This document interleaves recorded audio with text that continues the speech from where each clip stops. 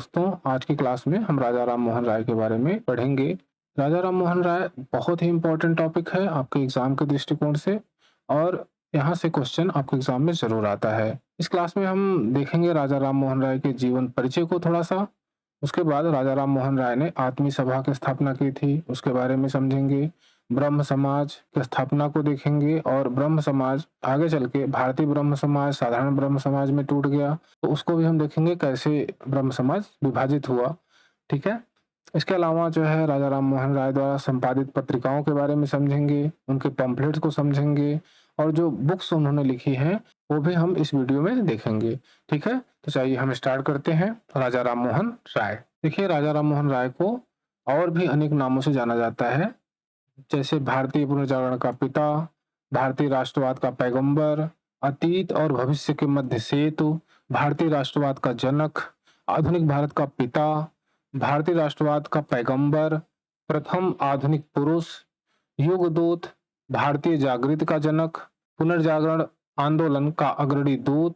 इन सभी नामों से राजा राम मोहन राय को जाना जाता है। ये नाम आपके एग्जाम में कई बार पूछा जा चुका है, इसे आप जो है याद रखिएगा क्योंकि यह नाम फिर से पूछा जा सकता है। हम और देखें तो देखिए, राजा राम मोहन राय का जन्म 29 मई 1772 ईस्वी को गांव राधानगर में, जिला हुगली, जो कि उस समय बंगाल प्रेसिडेंसी में पड़ता था, एक पारंपरिक ब्राह्मण परिवार में हुआ था। इनके पिता का नाम रमाकांत राय था, माता का नाम तारड़ी देवी था, जो कि वैष्णव थी, यानी विष्णु की उपासना करती थी। हम थोड़ा शिक्षा के बारे में देखें राजा राम मोहन राय के, तो राजा राम मोहन राय 15 वर्ष की उम्र में ही तिब्बत चले गए थे। तिब्बत में उन्होंने बौद्ध शिक्षा ली और बौद्ध शिक्षा में तांत्रिक शिक्षा ली। बौद्ध जो तांत्रिकवाद होता है, उसकी शिक्षा उन्होंने महज 15 वर्ष की उम्र में ले ली थी तिब्बत में जाके। वहां से वापस आए तो वो पटना गए और पटना में उन्होंने अरबी, फारसी, इस्लामी दर्शन, कुरान, सूफी रहस्य, प्लेटो, अरस्तु और यूक्लिड का अध्ययन किया था। उसके बाद वाराणसी गए, वाराणसी में उन्होंने संस्कृत, वेद, उपनिषद, हिंदू दर्शन का अध्ययन किया। उसके बाद कोलकाता में उन्होंने अंग्रेजी, यूरोपीय दर्शन और विज्ञान का अध्ययन किया। उनको कुल 12 भाषाएं आती थीं, उसमें संस्कृत, बंगाली, हिंदी, अरबी, फारसी, अंग्रेजी, फ्रेंच, लैटिन, ग्रीक आदि भाषाएं जो है उन्होंने सीख ली थी। क्यों सीखी थी? क्योंकि भाई देखिए, उस समय गूगल नहीं था और ट्रांसलेशन नहीं किया जा सकता था। अगर हमें यूरोपीय दर्शन पढ़ना है तो हमें जो है अंग्रेजी सीखनी पड़ती थी। तो इसलिए जो है उन्होंने अलग-अलग साहित्य को पढ़ने के लिए, अलग-अलग लिटरेचर्स, अलग-अलग फिलॉसफी को पढ़ने के लिए उन्होंने इन भाषाओं को सीखा था। इसमें से उनको लगभग 1 दर्जन भाषाएं आती थीं, ठीक है? उनका पहला पंपलेट देखते हैं जो 1803 में प्रकाशित हुआ, तोहफत उल मुजाहिदीन, यानी एकेश्वरवादियों को उपहार, द गिफ्ट ऑफ मोनोथेइस्ट। यह पंपलेट मुर्शिदाबाद में फारसी और अरबी भाषा में प्रकाशित हुआ। जो इस पंपलेट की प्रस्तावना थी वह जो है अरबी थी और यह पंपलेट फारसी में था। क्या था इस पंपलेट में? तो इसमें एकेश्वरवाद पर बात की गई थी, यानी एक ईश्वर की बात की गई थी और सभी धर्मों की मूर्ति पूजा के खिलाफ यह पंपलेट लिखा गया था, ठीक है? तो तोहफत उल मुजाहिदीन आप इसे जानते रहिए। यह कब प्रकाशित किया गया? तो 1803 ईस्वी में। किसके द्वारा? राजा राम मोहन राय के द्वारा।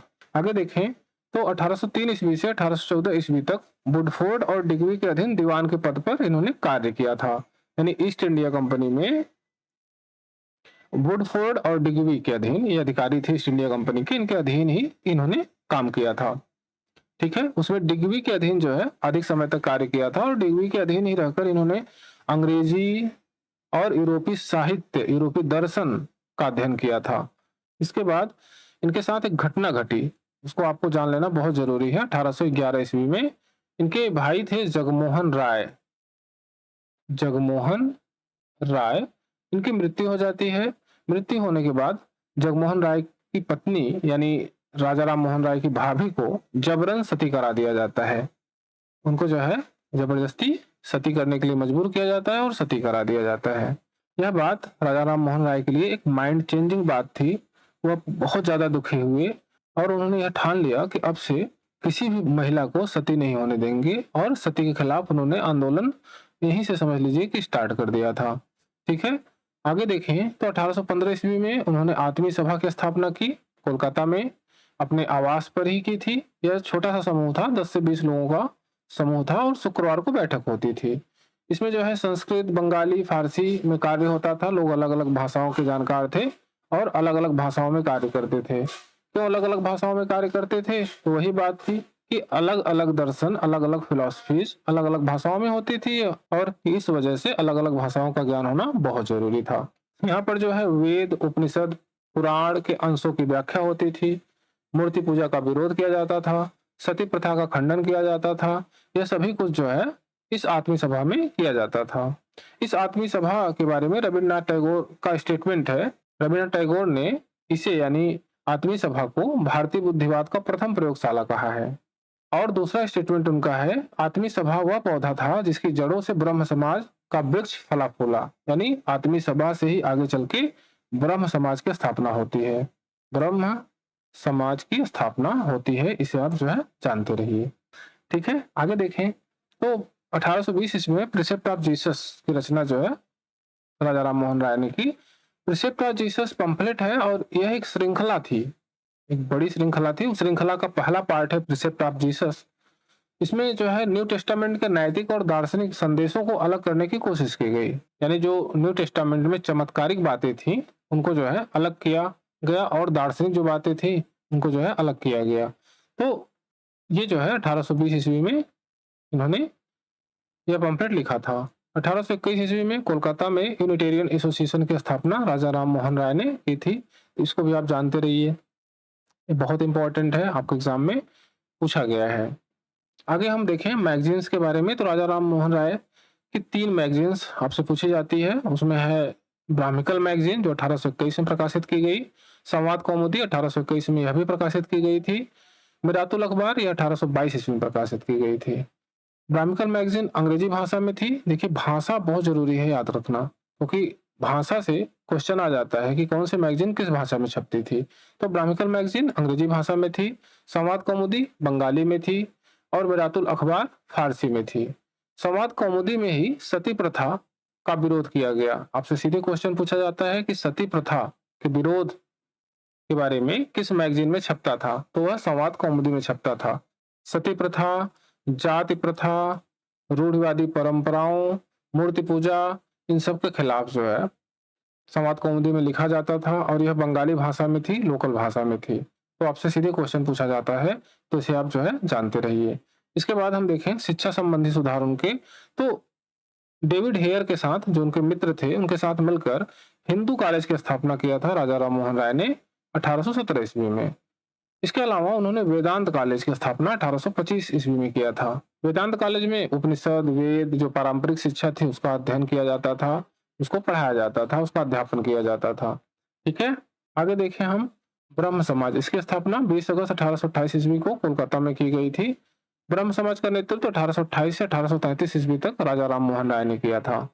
सती प्रथा विरोधी आंदोलन को संस्थागत रूप देना, इसका जो उद्देश्य था ब्रह्म समाज का वह था सती प्रथा विरोधी आंदोलन को एक संस्थागत रूप देने के लिए ब्रह्म समाज की स्थापना की गई थी। इसके अलावा इसमें ईश्वर एक है, निराकार है, सर्वव्यापी है, इसकी बात कही गई।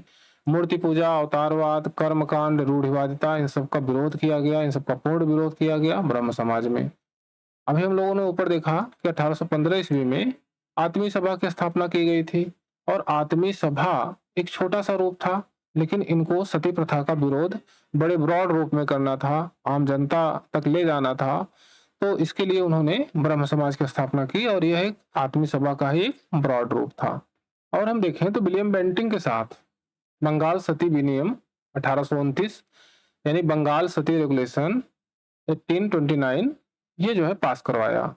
इसके माध्यम से सती प्रथा का उन्मूलन किया गया इस अधिनियम के, इस विनियम के माध्यम से, जिसे रेगुलेशन 17 कहा जाता है, रेगुलेशन 17 कहा जाता है। 17 ये बहुत इंपॉर्टेंट है, आपके एग्जाम में पूछा जाता है। यह अधिनियम 4 दिसंबर 1829 ईस्वी को लागू हुआ। भारत में सती प्रथा को अवैध व दंडनीय अपराध घोषित किया गया।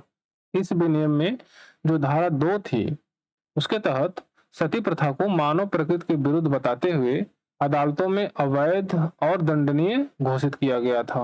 यानी जो व्यक्ति सती होने के लिए किसी महिला को उकसाएंगे उनको जो है 6 वर्ष की कारावास थी, जो जबरन सती कराने का प्रयास करेंगे, उनको मानव हत्या की तरह ट्रीट किया जाएगा, यानी मानव हत्या की तरह उन पर मुकदमा चलाया जाएगा। तो इस अधिनियम में यही था और यह अधिनियम बंगाल में लागू किया गया राजा राम मोहन राय के समय ही। आगे देखें तो हम देवेंद्रनाथ टैगोर, जिन्होंने 1843 से लेकर 1866 ईस्वी तक ब्रह्म समाज का नेतृत्व किया था और 1866 ईस्वी में ब्रह्म समाज 2 भागों में टूट गया था।